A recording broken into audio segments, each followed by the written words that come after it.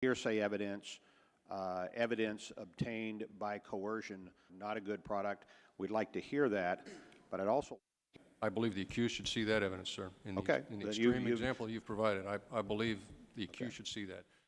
The war against terror has produced a new type of battlefield and a new type of enemy. It's necessary at this point for Congress to develop a military commission process that's going to allow us to have effective prosecution of enemy terrorists. And while we need to provide basic fairness in our prosecutions, we must also preserve the ability of our warfighters to operate effectively on the battlefield.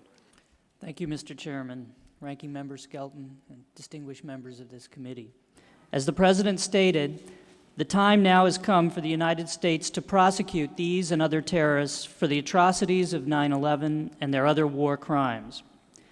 Yesterday, the President sent to Congress a military commission bill that will permit us to bring these terrorists to justice before fair and effective tribunals. Free to summarize your statements. You know, some of these acts of complicity in terrorist operations or plots are very small pieces. If you get to the end of that trail, yes, sir, you do. But you're skipping the safeguards that have already been put in place, and we have a number of mechanisms that have been drawn from 505. Okay. Summarization of the evidence, alternative forms of testimony or alternative forms of evidence that come in to provide the same kind of information so that the case can go forward. I think if you get to the end of that trail and you've gone through all of those things and the military judge has determined that it is still prohibitive, I think you have to exclude the evidence, sir, if the accused cannot be allowed to see.